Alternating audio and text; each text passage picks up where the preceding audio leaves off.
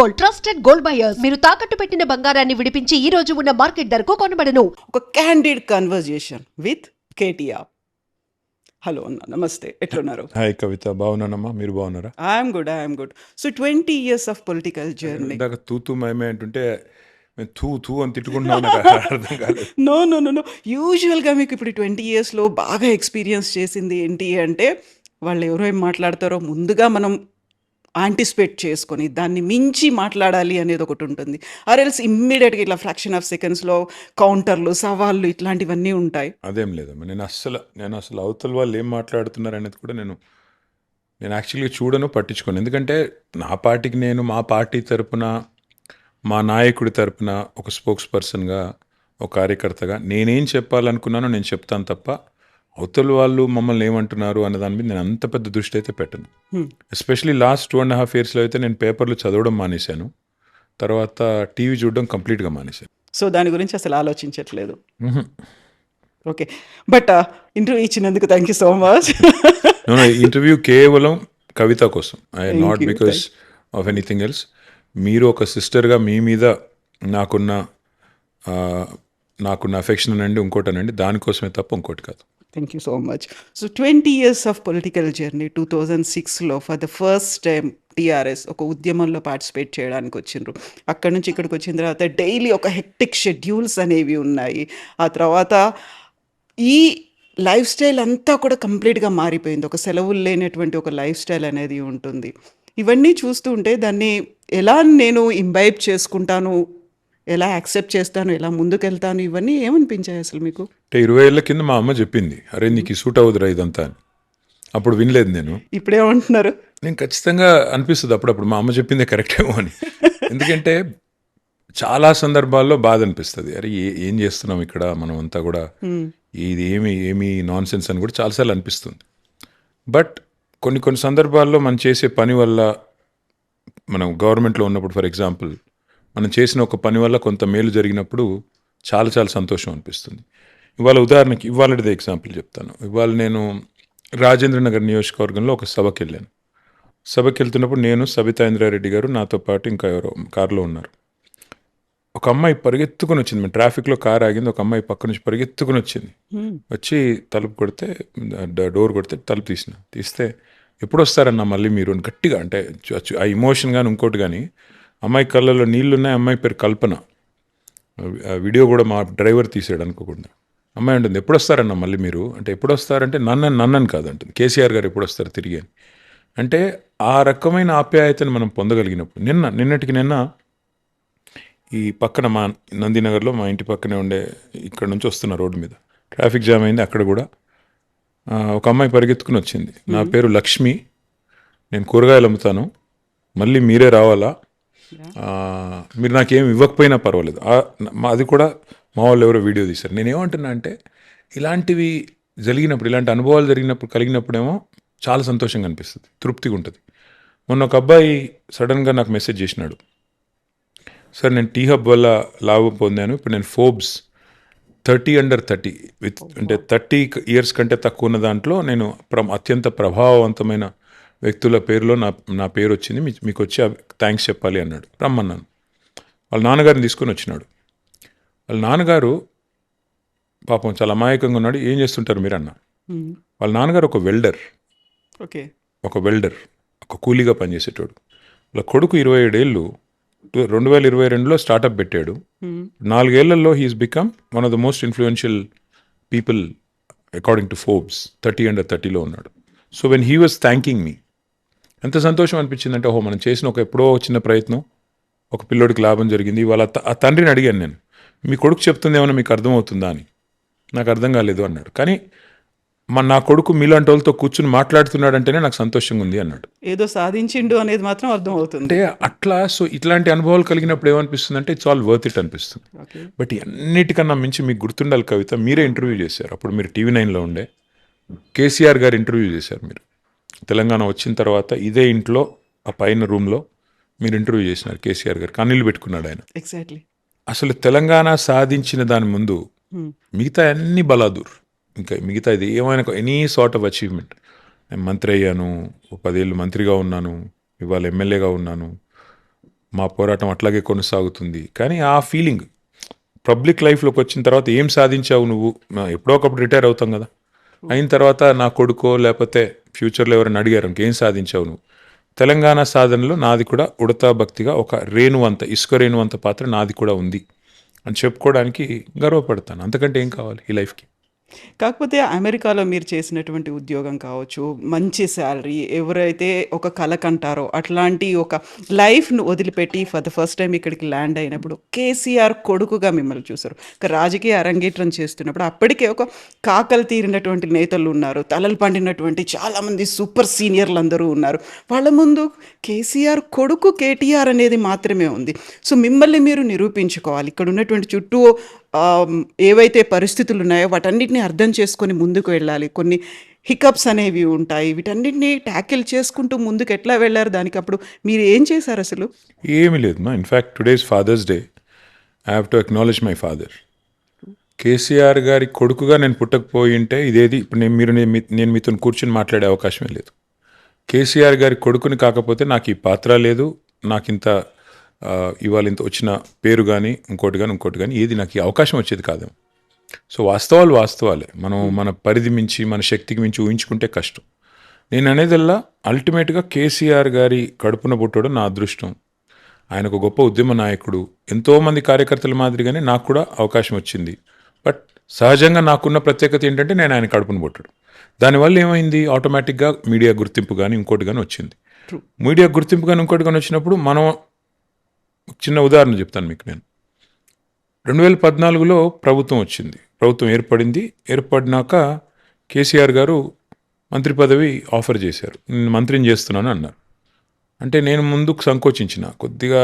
నాకేమనిపించిందంటే నా వల్ల ఇంత పెద్ద మనిషి బద్నాం అవుతారు, ఆయనకి ఎందుకు బద్నాము, మళ్ళీ కొడుకుని క్యాబినెట్లో పెట్టుకున్నాడు అని అంటారు సార్, ఎందుకు సార్ వద్దులేండి, మీరుంటే చాలు కదా, మీరుంటే నాకు నా కాన్స్టిట్యున్సీకి సంబంధించి ఏ పని అన్నా అవుతుంది కదా, నాకు ఎందుకులేండి అన్న. అంటే ఆయన అన్న మాట ఏంటంటే ఈరోజు కాదు, ఇంకో 20 ఏళ్ల తర్వాత నీకు నేను మంత్రి పదవి ఆఫర్ చేసినా కొడుక్కి ఇచ్చాడని అంటారు. నీకు ఒకవేళ సమర్థత ఉంటే, నీ కేపబిలిటీ ఉంటే ప్రూవ్ చేసుకుంటే స్టేట్ కోసం మంచి పని చేసిన వాడు అవుతావు. ఒకవేళ ప్రూవ్ చేసుకోకపోతే ప్రజలే తిరస్కరిస్తారు, పక్కన పెడతారు.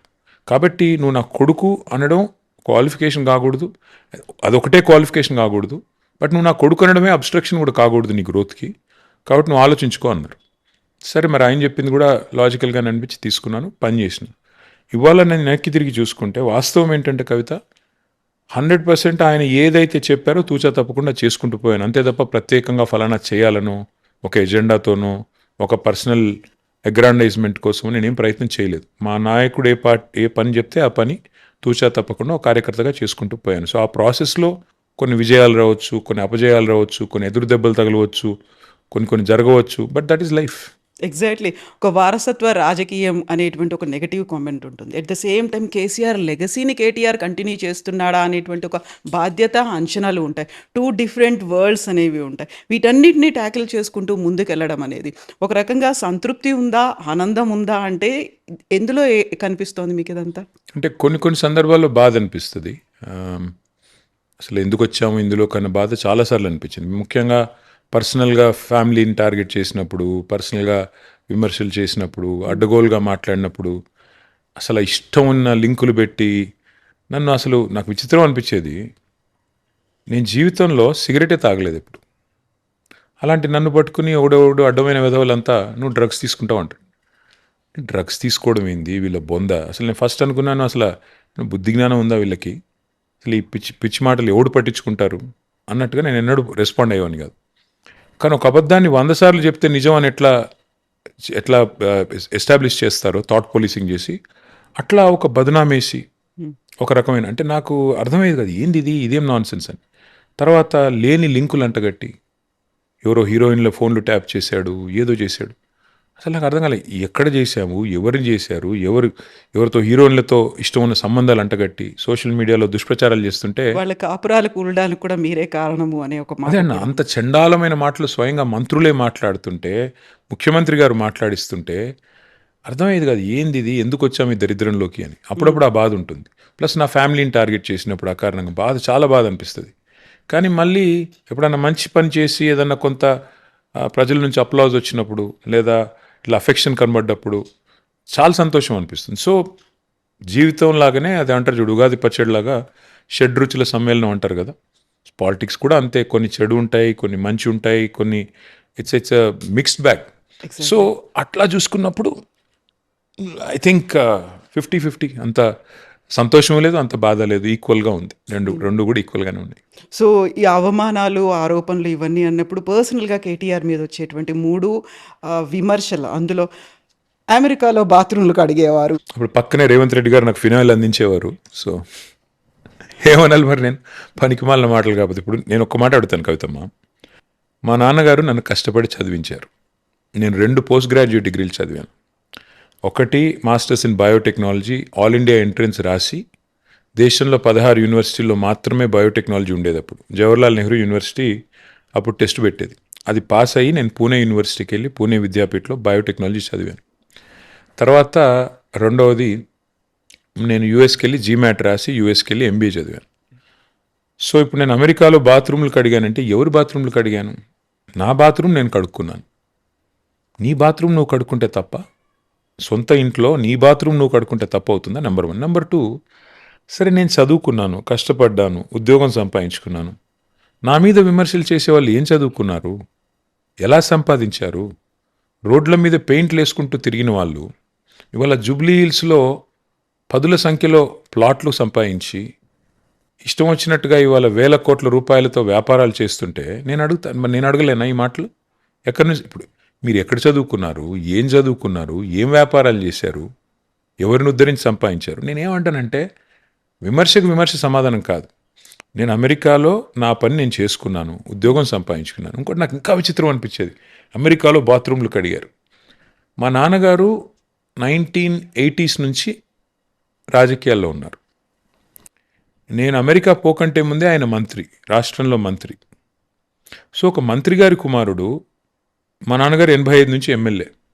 నేను అమెరికా పోయింది 96లో, 98లో, 96లో కూడా కాదు, అంటే మా నాన్న ఎమ్మెల్యే అయినాక 13 ఏళ్ళ తర్వాత. ఇవాళ చూస్తుంటే మీరు గమనించండి, ఒక్కొక్క ఎమ్మెల్యే గారు ఎమ్మెల్యే అయిన తర్వాత సంవత్సరానికి ఆయన లైఫ్ స్టైల్ మారిపోతుంది. మొన్నటిదాకా ఇందిరమ్మ ఇంట్లో ఉన్న ఒక ఎమ్మెల్యే గారు మన 3 కోట్ల బెంచ్ కార్లో తిరుగుతున్నాడు, నేను చూశాను సోషల్ మీడియాలో. నేనేదో మొత్తం పూర్తిగా అడ్రస్ లేని వాడిని, చదువుకోని వాడిని, రోడ్ల మీద ఆవారాగా తిరిగేవాడిని, రోడ్ల మీద పెయింటింగ్లు వేసుకుంటూ తిరిగేవాడిని అయితే కాదు కదా. ఒక పెద్ద కుటుంబంలో పుట్టాను. మా నాన్నగారు కేంద్ర మంత్రిగా, రాష్ట్ర మంత్రిగా, డిప్యూటీ స్పీకర్గా, ఎమ్మెల్యేగా దశాబ్దాలు పనిచేశారు. నేను అమెరికాకి వెళ్ళి బాత్రూమ్లు కడుగుతానంటే నా బాత్రూమ్ అయితే కడుక్కున్నాను, అది చెప్తాను. డిగ్నిటీ ఆఫ్ లేబర్ మీద నాకు చాలా గౌరవం ఉంది. ఎవరి బాత్రూమ్ వాళ్ళు కడుక్కోవాలి, ఎవరు చాయ్ కప్పు వాళ్ళు కడుక్కోవాలి, తప్పేం లేదు. కానీ బాత్రూమ్లు కడుక్కుంటూ ఉండేవాడివి. సరే అనుకుందాం ఒక నిమిషం, నిజంగానే బాత్రూమ్లు కడిగానని. తప్ప అది నీలాగా దోచుకోలేదు కదా, నీలాగా బ్యాగులు మోసి దొరికిపోలేదు కదా, దరిద్ర పనులు అయితే చేయలేదు కదా నేను. So I'm proud of what I am. చదువుకున్నాను, కష్టపడ్డాను, ఉద్యోగం చేశాను. ఇవాళ మాట్లాడుతుంటారు కొంతమంది నాయకులు, జీవితంలో ఒక్క పోటీ పరీక్ష రాయనోడు, జీవితంలో ఒక ఇంటర్వ్యూ ఎదుర్కొనోడు, జీవితంలో ఒక ఉద్యోగం చేయనోడు, వాళ్ళు కూడా పెద్దగా 2 లక్షల ఉద్యోగాలు ఇస్తాము అని మాటలు మాట్లాడుతుంటే నాకు అర్థం కాదు. సో ఫస్ట్ అడిగాను, సెకండ్ ఆల్రెడీ మీరు చెప్పేశారు. అడిగండి, అన్నీ అడిగండి, పర్లేదు కదా. సో బలవంతంగా మిమ్మల్ని పాలిటిక్స్లోకి లాక్కొని వచ్చారు, బెదిరించారు అని. ఇన్ఫ్యాక్ట్ నేను కేసీఆర్ గారికి తెలియకుండా నేను రాజకీయాల్లోకి వచ్చా. ఇన్ఫ్యాక్ట్ 2006లో కరీంనగర్కి రాజీనామా చేస్తే సారు, ఆ రోజు నేను ఉద్యోగం చేసుకుంటున్నా. ఇది 2006 ఆగస్ట్ అనుకుంటా. అప్పుడు మా బాస్ని అడిగాను. అప్పుడు మా బాస్ సింగపూర్లో ఉండేవాడు, నేను ఇండియాలో, నేను I was heading south Asia. మా బాస్ని అడిగాను 2 months లీవ్ కావాలి. ఆయన అన్నారు 2 months నువ్వు లేకుండా కంపెనీ నడిస్తే మరి నువ్వెందుకయ్యా అన్నారు. కరెక్టే కదా, లాజికే కదా. సో నాకు కూడా ఐ గాట్ ద మెసేజ్, మరి అటో ఇటో తేల్చుకోవాలి. ఆ రోజు కరీంనగర్లో కనుక కేసీఆర్ గారు ఓడిపోతే తెలంగాణ ఉద్యమమే లేదు, తెలంగాణ వాదమే లేదు అనే పరిస్థితి. మరి ఆయన పాపం, ఆయన కోసం ఎంతోమంది పిల్లలు రోడ్ల మీద తిరుగుతుంటే, ఎంతోమంది బిడ్డలు ఆ రోజు తమ ఉద్యోగాలకు సెలవులు పెట్టొచ్చి పనిచేస్తుంటే, నేను ఇంట్లో ఉన్న నేను దూరం ఉండడం అనేది నాకు సమంజసంగా అనిపించలే. పోయినా సార్కి చెప్పకుండా రాజీనామా చేసి 2 months పనిచేశాను, కొంత కాంట్రిబ్యూట్ చేశాను. నేను ఏదో అవలేదో అయిందనను, మేబీ 1-2 ఓట్లు వేయించి ఉంటా, ఎంతో కొంత యాడ్ చేసిన, నాకు ఆ తృప్తి ఉంది. అక్కడి నుంచి గెలిచిన తర్వాత చెప్పిన సార్కి, సార్ నేను రాజీనామా చేసినా మీతో పని చేస్తాను. బాగా కోప్పడ్డారు.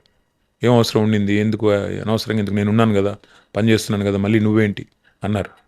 సో ఐ లిటరలీ నన్ను ఎవరు బలవంతం పెట్టలేదు. నేనే ఇన్ఫ్యాక్ట్ చెప్పాలంటే కేసీఆర్ గారిని బలవంతం పెట్టి రాజకీయాల్లోకి వచ్చిన. గేట్ క్రాష్ చేసుకుని వచ్చిన నేను. నాకెవరు ట్రైనింగ్ కూడా ఎప్పుడు ఇవ్వాల. కేసీఆర్ గారు అండర్ ట్రైన్ కాదు నేను కేవలం ఆయన చూసి నేర్చుకున్నదే తప్ప ఆయన నాకు కూర్చోబెట్టి ఇలా మాట్లాడని చెప్పింది లేదు. ఆయన చూసి నేర్చుకున్నదే. ఆయన మాట్లాడుతుంటే చూసి నేర్చుకుంది. ఆయన ఆఫ్కోర్స్ ఇంకా డిఎన్ఏ ఉంటుంది, జీన్స్ ఉంటాయి కాబట్టి ఆటోమేటిక్ కొన్ని లక్షణాలు వస్తాయి. బట్ ఎక్కువ వరకు చూసి నేర్చుకుందే తప్ప ఆయన ఎక్కడ కూడా నన్ను ఆయన బలవంతంగా పాపం తేలేదు.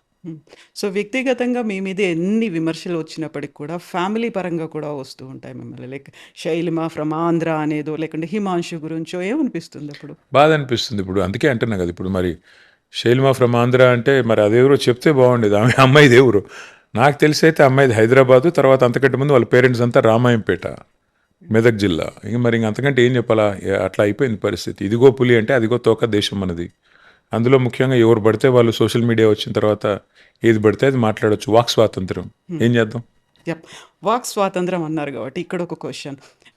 యూజువల్గానే కేటీఆర్ అనగానే వెల్ ఎడ్యుకేటెడ్ అనేది ఉంటుంది, చాలా బాగా మాట్లాడతారు, ఆరేటరీ స్కిల్స్ అనేవి ఉన్నాయి, మంచి ఒక డీసెంట్ పొలిటీషియన్ అనేది, యంగ్ జనరేషన్కి ఒక యూత్ ఐకాన్, ఇవన్నీ ఉన్నప్పుడు కేటీఆర్ తన స్థాయిని తానే తగ్గించుకొని మాట్లాడుతున్నాడు. విమర్శలు కావచ్చు, ఈ మధ్యలో కొంచెం ఒక రకంగా అయితే అగ్రెసివ్గా కనిపిస్తున్నారు.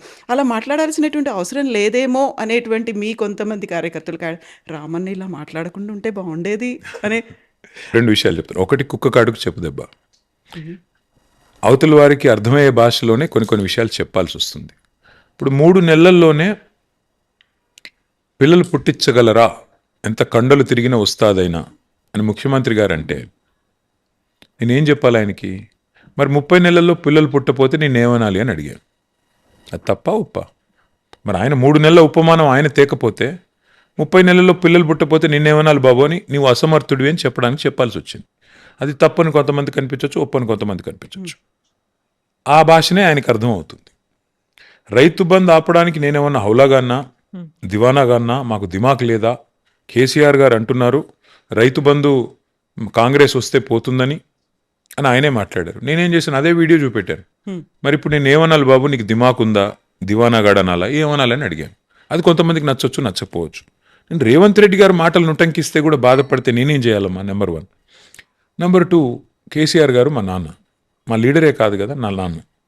మా నాన్నను పట్టుకుని ఆయన కాలు గోరికి సరిపోని వాళ్ళు కూడా నోటికొచ్చినట్టు మాట్లాడితే అప్పుడు కూడా నాకు ఉక్రోషం రాకపోతే నేను ఆయన కొడుకునే కాదు. మా నాన్నను పట్టుకుని ఆయన చావును కోరుకుంటే కూడా నేను మాట్లాడకపోతే, నేను నా బాధను వ్యక్తం చేయకపోతే నేనేం మనిషిని? నాకు అర్థం కాదు. సహజంగానే అప్పుడప్పుడు ఉప్పు కారం తింటాం కదా, కోపం రాకుండా ఉంటుందా? మా నాన్నగారిని పట్టుకుని నోటికి వచ్చినట్టు మాట్లాడితే అప్పుడు నేను కూడా ప్రతిస్పందించాను. మా నాన్నగారు చావును కోరుకున్నప్పుడు, మా నాన్నగారు చచ్చిపోవాలని శాపాలు పెట్టినప్పుడు, మా నాన్నగారి మీద ఇష్టం వచ్చినట్టు చెత్తా చెదారం మాట్లాడినప్పుడు ఎస్ గట్టిగా మాట్లాడాను. అండ్ ఒక్కసారి కాదు, ఇంకొక 1,00,000 సార్లు, 1,00,00,000 సార్లు మాట్లాడతా. దానికి చదువు సంస్కారం అంటే అవతలవాడికి కూడా ఉండాలి కదా చదువు సంస్కారం. కాబట్టి తప్పదు కొన్ని సందర్భాలు. ఇప్పుడు బురదలో దిగిన తర్వాత నాకు బురద అంటకూడదు, అవతలవాడు మాత్రం పెయ్యంతా బురద పూసుకొని వస్తాడు, నేను మాత్రం చాలా నీట్గా నా వైట్ షర్ట్కి బురద అంటకూడదు అంటే ఎట్లా కుదురుతుందమ్మా? అవతల కొట్లాడుతుందో పందితో, కొట్లాడేటప్పుడు తప్పకుండా బురద అంటుతుంది. నేను కూడా బురద అంటినప్పుడు నేను కూడా కొట్లాడాల్సి వస్తుంది. కాకపోతే ఇప్పుడు రాజకీయము అనగానే ఒక రకంగా ఆరోపణలు, వ్యక్తిత్వ హననాలు ఇవన్నీ ఉంటాయి. ఆ తర్వాత అగ్రెసివ్గా మాట్లాడాలి, బస్తీ మీద సవాళ్ళు అంటూ ఇలా ఉండాలి. ఇవన్నీ కాకుండా మామూలు రాజకీయం అనేది కనిపించలేదు. యాక్చువల్గా రాజకీయం అంటే జానారెడ్డి గారు 2014లో ప్రతిపక్ష నాయకుడు, కేసీఆర్ గారు ముఖ్యమంత్రి.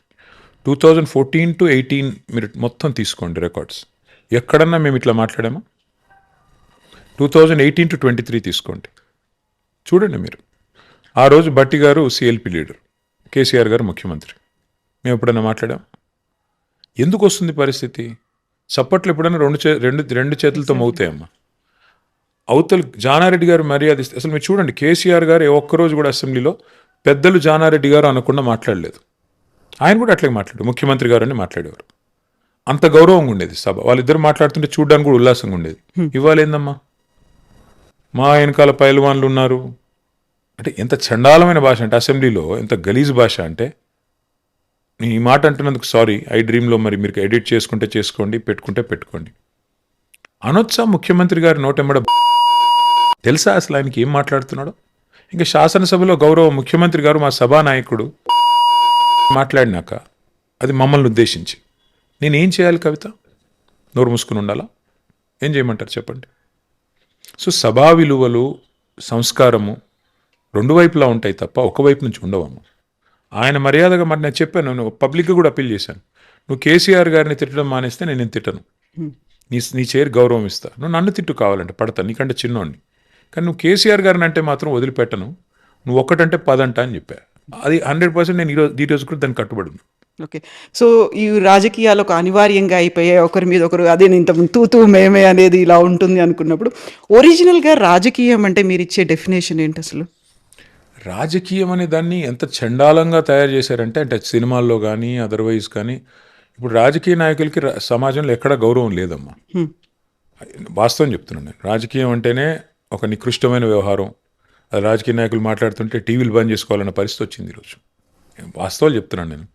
But end of the day though మీకు ఇష్టం ఉన్నా లేకపోయినా ఈ రాజకీయమే ప్రజాస్వామ్యంలో మీ ప్రతి దైనందిన జీవితంలో ప్రతి చర్యని స్పృశించేది, ప్రభావితం చేసేది, నిర్ణయించేది రాజకీయమే.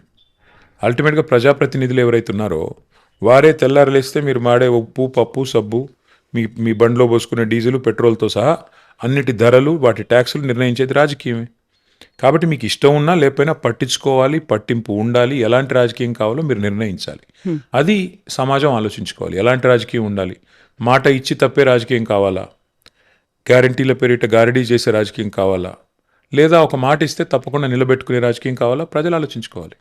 సో ఇప్పుడు పార్టీల గురించి మాట్లాడుకున్నప్పుడు, రాజకీయాల గురించి మాట్లాడుకున్నప్పుడు ఎప్పుడైనా అరే బీఆర్ఎస్ పార్టీ ఈ తప్పు చేయకుండా ఉంటే బాగుండేది, ఇలాంటి పొరపాటు చేయకుండా ఉంటే బాగుండేది?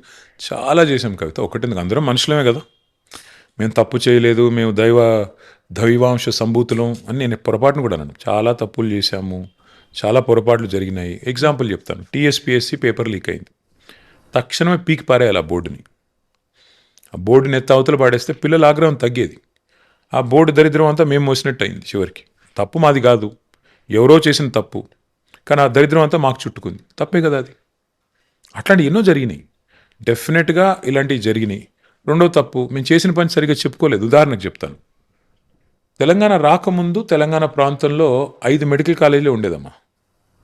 మేము ఒక్కటే రోజు 8 కొత్త మెడికల్ కాలేజీలు ప్రారంభించాం ప్రభుత్వంలో. కానీ దానికి అడ్వర్టైజ్మెంట్ కూడా ఇవ్వలేదు మేము. మరి అంత కేవలం ఒక బటన్ నొక్కి, కేసీఆర్ గారు ఒక బటన్ నొక్కి 8 మెడికల్ కాలేజీలు ఒకటే రోజు ఆయన క్యాంప్ ఆఫీస్ నుంచి ప్రారంభించారు. ఇంకో ముఖ్యమంత్రి అయితే ఏం చేసేవారు? 8 మెడికల్ కాలేజీలకి ఒక్కొక్క చోట లక్ష మందితో మీటింగ్ పెట్టి వాళ్ళందరితో చప్పట్లు కొట్టించుకొని అక్కడ ప్రారంభించేవాళ్ళు. అది కూడా తప్పే. అంటే అండర్ ప్లే చేయడం, డెవలప్మెంట్ మన డెవలప్మెంట్ మనమే అండర్ ప్లే చేసుకోవడం, ప్రమోట్ చేసుకోకపోవడం. Yes, these are all conscious, definitely conscious mistake అన్నాను, కానీ డెఫినెట్లీ మిస్టేక్సే, పొరపాట్లు.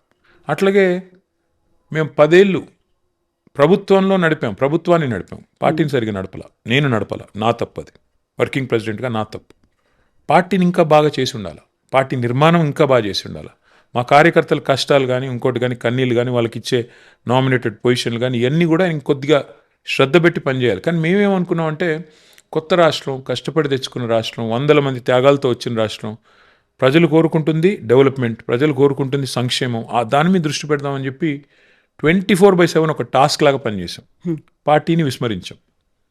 దానివల్ల కూడా చాలా నష్టం జరిగింది. కార్యకర్తలు ఎవరైతే మా కోసం అగ్రెసివ్గా పనిచేయాలో వాళ్ళు నిర్లిప్తంగా అయిపోయారు. ఏముందిలే, డైరెక్ట్గా అన్ని పోతున్నాయి పథకాలు, డైరెక్ట్గా ప్రజలకు అందుతున్నాయి కదా, మాకేంలే అన్నట్టు కొంత ఉదాసీనంగా మారిపోయారు. దానివల్ల కూడా నష్టం జరిగింది. ఇవన్నీ పొరపాట్లే. కేసీఆర్ గారు చేసినటువంటి పొరపాటు ఏంటనుకుంటున్నారు మీరు? కేసీఆర్ గారి పొరపాటు లెక్కించేంత పెద్దోనైతే కాదు నేను మేబీ క్యాడర్తో మాట్లాడినప్పుడు కార్యకర్తల్లో కేసీఆర్ గారి పొరపాటు అన్నాను. కానీ కేసీఆర్ గారు పెద్దలు, వారు జీవితాన్ని మొత్తం అధ్యయనం చేసిన వ్యక్తి. ఆయన పొరపాటు, ఆయన వ్యక్తిగత నిర్ణయాలు అంటే ఉండేది కదా, సమిష్టి నిర్ణయాలు. అందులో భాగంగా ఏమన్నా ఎక్కడ చిన్న పొరపాట్లు జరిగితే, for example TSPSC paper leak, అది సమిష్టి నిర్ణయమే. అల్టిమేట్గా హెడ్ ఆఫ్ ది స్టేట్గా వారు నిర్ణయం తీసుకొని ఉండాలా. తీసుకోకపోతే దానివల్ల నష్టమే జరిగింది ఇవాళ. కేసీఆర్ గారికి సంబంధించి ఆయన ఉద్యమ లీడర్‌గా ఉండి, ఆ తర్వాత సీఎంగా మారిన తర్వాత మారిపోయాడు అనేటువంటి ఒక తీవ్రమైనటువంటి ఒక మాట, ఆరోపణ వినిపించేది. ఆ తర్వాత సీఎం నుంచి ప్రతిపక్ష నాయకుడిగా ఆయన మారాల్సినటువంటి అవసరం ఉంది అనేది. సో, పర్టిక్యులర్‌గా పార్టీ క్యాడర్ దగ్గర నుంచే వినిపించింది. ఆంగ్లంలో ఒక సామెత ఉందమ్మా, success has many fathers, failure is an orphan. అంటే విజయం సాధించినప్పుడేమో ఆయన చాణక్యుడు, ఆయన అభినవ ఇది అభినవ అది అని పొగిడేవాళ్ళు ఉంటారు. ఓడిపోతే వాళ్ళే నానా రకాలుగా విమర్శ చేస్తారు. సో ఇది కామన్, పెద్ద విషయమే కదా. KCR is KCR, is a living legend. ఆయన ఒక బ్రాండ్. ఆయన మాట్లాడినా సంచలనమే, మాట్లాడపోయినా సంచలనమే, ఆయన ఏం చేసినా సంచలనమే. కాబట్టి కేసీఆర్ గారు చాలా సెక్యూర్ లీడర్ అమ్మా. ఆయన is one of the most secure leaders I have seen. ఇవాళ రాజకీయాలు ఎంత దరిద్రంగా ఉన్నాయంటే, ఒకరోజు పేపర్లో నా వార్త రాకపోతే, నా ఫేస్ రాకపోతే నన్ను మర్చిపోతారేమో ప్రజలు అనే ఒక అభద్రతలో కొంతమంది నాయకులు బతుకుతూ ఉంటారు. ఇక్కడ కేసీఆర్ మీటింగ్ పెడితే కౌంటర్ మీటింగ్ పెట్టి పాపం వాళ్ళు ప్రచారం కోసం పాకులాడుతూ ఉంటారు కొంతమంది, even though they are in the highest position of the state. KCR గారు జగిత్యాలలో మీటింగ్ పెడితే ప్యారల్గా మీటింగ్ పెట్టి టీవీ ఛానళ్ళ కవరేజ్ కూడా సగం సగం వచ్చేటట్టు చూసుకుంటారు. కేసీఆర్ గారు ఇక్కడ స్టేట్ కమిటీ మీటింగ్ పెడితే చిట్ చాట్ అని పెట్టుకొని ఏదో పేపర్లో తెల్లారి ఈక్వల్ ఫుటింగ్లో రావాలని తాపత్రయపడే దౌర్భాగ్య దేశం ఇది. కానీ KCR is such a secure leader. 2.5 years అయిపోయింది.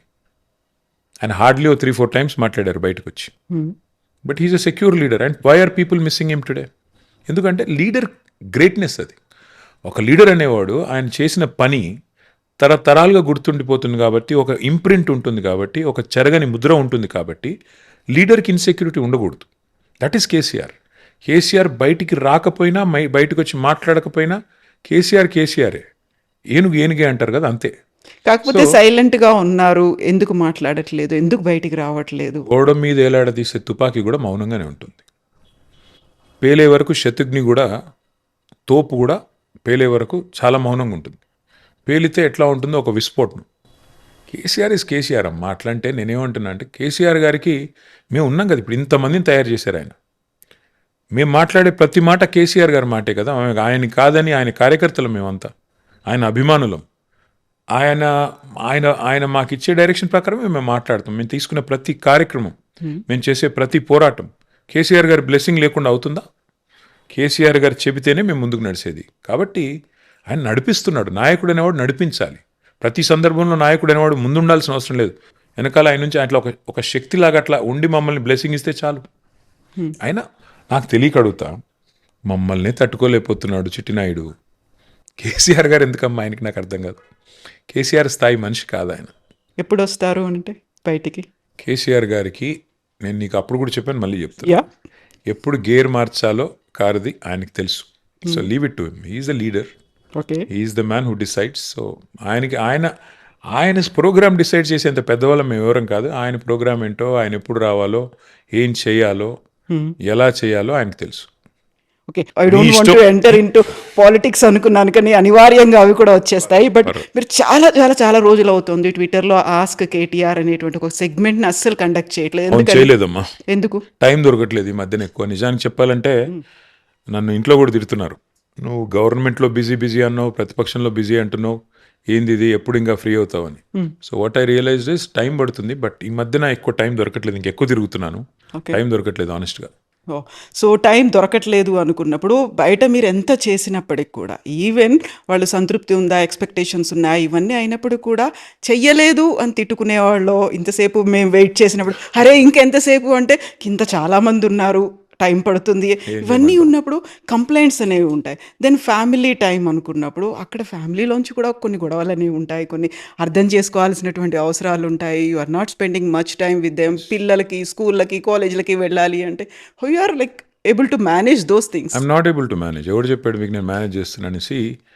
ఎనీ సక్సెస్ఫుల్ పర్సన్ అంటే వాళ్ళ ప్రొఫెషన్లో సక్సెస్ఫుల్ కావాలి అనుకుంటే they have to make personal sacrifices. There is no choice. Number 1. Number 2, చాలామంది మాడుతుంటారు వర్క్ లైఫ్ బ్యాలెన్స్ అని. వర్క్ లైఫ్ బ్యాలెన్స్ అంటే ఏమి ఉండదమ్మా. That's nonsense. అది ఇంపాసిబుల్. అది ఎవడి వల్ల కాదు, అది ఇంపాసిబుల్. అది అచీవ్ చేయడం అనేది సామాన్యమైన విషయం కాదు, అది జరగని పని. ఇప్పుడు మనం ఈరోజు ఇక్కడ కూర్చొని మాట్లాడుతున్నాం. మీ ఇంటి వాళ్ళు ఎదురు చూస్తూ ఉంటారు, మా ఇంటి వాళ్ళు ఎదురు చూస్తుంటారు. ఎక్కడుంది వర్క్ లైఫ్ బ్యాలెన్స్? అది ఇంపాసిబుల్. ఇప్పుడు మళ్ళీ ఇక్కడ ఎక్కిన తర్వాత కార్లో ఫోన్లు ఉంటాయి, వాట్సాప్ మెసేజ్లు ఉంటాయి, అవి 100 ఉంటాయి, అన్నింటికో అడ్రస్ చేసుకుంటూ ఇంటికి పోవాలి. Some times body present mind absent అన్నట్టు ఉంటుంది. ఎదురుగా కూర్చుంటాం, మనిషి ఇట్లా కూర్చొని ఉంటాం, కానీ ఎంతసేపు ఫోన్ పీక్తుంటుంది, పక్కన ఎవరో ఫోన్ చేస్తుంటారు. సో ఫిజికల్గా అక్కడ ఉన్న మనిషి అక్కడ లేడు. ఇది ఈరోజు పరిస్థితి. వర్క్ లైఫ్ బ్యాలెన్స్ అనేది ఇట్స్ ఎ మిత్, అది లేదు. నెంబర్ 1. నెంబర్ 2, ఎస్ నువ్వు సక్సెస్ఫుల్ కావాలంటే సాక్రిఫైస్లు తప్పవు. నేను చేయలేదు అవ్వా బువ్వా కావాలంటే కుదరదు. సో ఫ్యామిలీ అర్థం చేసుకుంటారు, అందరూ అర్థం చేసుకుంటారు. Once you're successful, everybody will enjoy the success, everybody will revel in that success. So it's a good thing. Life చాలా చాలా షార్ట్ కవిత, కాబట్టి తప్పకుండా ఏదైనా ఒక అంబిషన్ పెట్టుకుని, ఒక డ్రైవ్ పెట్టుకుని పని చేసుకుంటూ పోయే క్రమంలో త్యాగాలు తప్పవు, తిట్లు తప్పవు, part of life. And Shailima గారి దగ్గర నుంచి వచ్చేటువంటి ఒక పెద్ద కంప్లైంట్ అంటే ఏం చెప్తారు మీరు? టైమే, ఇంకేముంటుంది, అందరి కంప్లైంట్ అదే ఉంటుంది. టైం ఇవ్వట్లేదు, పిల్లల్ని పట్టించుకోవట్లేదు, ఆరోగ్యం పట్టించుకోవట్లేదు, ఇవన్నీ ఉంటాయి, ఇంకా తప్పదు కదమ్మా. అండ్ ఇద్దరు పిల్లల దగ్గర నుంచి ఏమొస్తాయి? Similar complaint. సో యూజువల్గా పేరెంట్స్ టీచర్ మీట్ అంటే పేరెంట్స్ వెళ్ళాల్సినటువంటి అవసరం ఉంటుంది. ఇప్పుడు అయిపోయింది, ఇంకా నాకు కూతురు స్కూల్ కూడా అయిపోయింది. మన లాస్ట్ పేరెంట్ మీటింగ్ పోదామంటే నా కూతురు వద్దన్నది. సో ఐ సెడ్ జరే నా లైఫ్లో లాస్ట్ పేరెంట్ టీచర్ మీటింగే నేను వస్తానంటే వద్దొద్దు నేనే పోనన్నది. ఓకే. సో దానివల్ల పోలేదు, కానీ బట్ కొన్ని అటెండ్ అయ్యాను, బట్ ఇంకా చాలా వరకు మిస్ అయ్యాను. That's part of life. Okay. So ఒక మీరు స్ట్రిక్ట్ ఫాదరా లేకుంటే ఫ్రెండ్లీ పేరెంటా? నా పాటికి నేను ఫ్రెండ్లీ అనుకుంటా, వాళ్ళు ఏమనుకుంటారో వాళ్ళని అడగాలి, నేనేం చెప్తా. నా పాటికి నేను చాలా కూల్ ఫాదర్ అనుకుంటా, కాబట్టి అట్లా ఉండదు కదా, ఇక కిడ్స్ విల్ థింక్ అదర్వైజ్, కానీ but I think pretty lenient father. ఒకప్పుడు మీరు మండేస్ హ్యాండ్లూమ్ని ప్రమోట్ చేయాలి అనేవాడు, ఇప్పుడు కూడా చేస్తున్నారా? ఇప్పుడు కూడా ఎవ్రీ మండే వేసుకుంటున్నాను. ఇప్పుడు కూడా మా టీం కూడా వేసుకుంటున్నారు. మా ప్రయత్నం మేము చేస్తున్నాం. ఓకే. సో హ్యాండ్లూమ్ అనగానే శైలిమ గారికి మీరేమన్నా హ్యాండ్లూమ్ శారీసో లేకుంటే అలాంటివి డిఫరెన్సెస్ ఏవేవి హ్యాండ్లూమ్స్ అనేది తెలుసా అసలు మీకు? ఎప్పుడైనా కొనిచ్చారా? ఎందుకు కొనిలేదు, కొనిచ్చాను. కాకపోతే ఇప్పుడు ఎప్పుడు కొనిచ్చాను అని అడిగితే చెప్పలేను, కానీ కొనిచ్చినట్టు గుర్తుంది. ఎప్పుడు అని అడక్కు, స్పాట్లో పెట్టుకో. ఓకే. సో ఏదో ఒక handloom sari I'm sure, some time back, ఇప్పుడు కాదు, I think some time back. ఒకవేళ పాలిటిక్స్లోకి రాకుండా ఉంటే ఇప్పుడు కేటీఆర్ ఎక్కడ ఉండేవాళ్ళు, ఏం చేస్తూ ఉండేవాళ్ళు? దూరంగా అమెరికాలోనే జాబ్ చేసుకుంటూ ఉండేటోని. డౌట్ ఎందుకు? అక్కడే ఉండేవాళ్ళు కంప్లీట్గా ఉండేటోని కాదు, ఎందుకంటే నాకు అమెరికా ఎన్నడూ ఇష్టం లేదు. I never felt at home. ఎందుకలా? అంటే యూ ఫీల్ లైక్ నా దేశంగా దేశం అనే ఫీలింగ్, మా ఊరు కాదు. అంతేందుకు హైదరాబాద్ తర్వాత నేను ఎక్కడైనా ఢిల్లీలో 4 రోజులు ఉంటేనే అర్థం కాదు ఇక్కడేం చేస్తున్నారో, మన ఊరు కాదు అని. సో అట్లాంటిది అమెరికా అంటే ఇంకా విచిత్రంగా ఉంటుంది. సో ఉంటాం ఏదో పని కోసం, అవసరార్థం తప్ప అక్కడే సెటిల్ అవ్వడం అనేది ఎన్నడూ లేదు. నేను మా అమ్మకి చెప్పాను, నాన్నకు కూడా చెప్పాను, I'm not going to settle there, వచ్చేస్తాను. కాబట్టి ఎన్నడూ ఆ ఫీలింగ్ ఉండేది. ఉంటే అక్కడ ఉండేవాడిని, ఇంకొన్ని రోజులు ఉండేవాడిని, తర్వాత ఈవెన్చువల్లీ వచ్చేటోని. ఓకే. సో ఇప్పుడు ఉన్నటువంటి సిచ్యువేషన్స్ ఇవన్నీ చూసిన తర్వాత even if it is not politics రావడం కరెక్టే అనిపించిందా? రావడం, ఇండియాకి రావడం, పనిచేయడం, ఇవన్నీ అది ఎట్లాగో నేను పాలిటిక్స్లో వచ్చినా రాపోయినా వచ్చేటోని వాపస్. కానీ రాజకీయాల్లోకి వచ్చి మంచి పని చేశానా చెడ్డ పని చేశానా అంటే చెప్పాను కదా, 50-50. అది కొన్నిసార్లు ఎందుకు వచ్చామా ఈ దరిద్రంలోకి అనిపిస్తుంది, కొన్నిసార్లు మంచి పని చేసాంలే అనిపిస్తుంది. ఒక హ్యాపీయెస్ట్ మూమెంట్ అంటే తెలంగాణ ఫార్మేషన్, బిల్లు పాస్ అయిన రోజు, అంటే బిల్లు పాస్ అయిన రోజు కూడా December 9th. December 9th was one of the happiest moments of my life. ఆ రోజు కేసీఆర్ గారి దీక్ష ఫలించింది, ప్రకటన వచ్చింది, తెలంగాణ మొత్తం పండుగ చేసుకుంది, అదొక సందర్భం. 2వ February 20 అనుకుంటాను, రాజ్యసభలో బిల్లు పాస్ అయిన రోజు. అవి 2 మేజర్ మూమెంట్స్, మిగతా అంతా ఆటి ముందు దిగదుడిపోయి. ఓకే. 10 years తర్వాత కేటీఆర్ ఏం చేస్తూ ఉంటారు, ఎక్కడ ఉంటారు? 10 ఏళ్ళ తర్వాత అమ్మ రేపు పొద్దున ఉంటామో పోతామో తెలియదు. 10 ఏళ్ళకు ప్లాన్లు వేసుకుంటే కష్టం. నేను అట్లా బతకనమ్మా. నేను ఒకటి మాత్రం చెప్తాను కవిత, నీకు లైఫ్లో నేను ఆశించిన దానికంటే చాలా ఎక్కువ నాకు ఆల్రెడీ లభించింది. నేను మంత్రి అవుతానని జీవితంలో ఎన్నడూ అనుకోలేదు, ఎమ్మెల్యే అవుతానని అనుకోలేదు, మంత్రి అవుతానని ఎంతకంటే అనుకోలేదు. కాబట్టి ఇంతకంటే ఎక్కువ ఆశపడేది ఏమీ లేదు. ఇక ఆశకి హద్దు ఉండదు, మనిషికి బుద్ధి ఉండదు. దానికి ఆశపడి ఏదో కావాలని స్కెచ్లు వేసుకోవడం నా వల్ల కాదు. ఇప్పుడు ఈ రోజుకి నాకున్న టాస్క్ ఏంటంటే తిరిగి మా పార్టీ అధికారంలోకి రావాలి, కేసీఆర్ గారు ముఖ్యమంత్రి కావాలి. దానికోసం ఎవ్రీడే కష్టపడతా. ఇక రేపు పొద్దున మనం లేస్తామో పోతామో మనకు తెలియదు. అట్లాంటప్పుడు 10 ఏళ్ళకి ఏం చేస్తాం, 20 ఏళ్ళకి ఏం చేస్తాం అని స్కెచ్లు వేసుకునే బాపత నేను. I live one day at a time.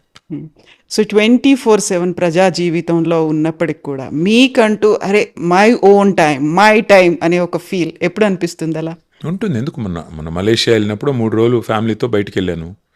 పక్కన అక్కడే మలేషియాలోనే కొంత టైం స్పెండ్ చేశాను. సో అట్లా ఐ టేక్ అ బ్రేక్. అట్లా కూడా ఏం లేదు, I some times switch off, take a break. నేను అట్లా ఎవరేమో అనుకుంటారని భయపడేవాని అంతకంటే కాదు. నేను నా టైం తీసుకోవాలనుకున్నప్పుడు తీసుకుంటాను. అట్లా సిగ్గేం పడను. ఎప్పుడు నా ఫ్రెండ్స్తో సరదాగా కలవాలనుకున్నప్పుడు కలుస్తాను. అట్లా నేనేం భయపడను. వాళ్ళు ఏమనుకుంటారు, వీళ్ళు ఏమనుకుంటారు.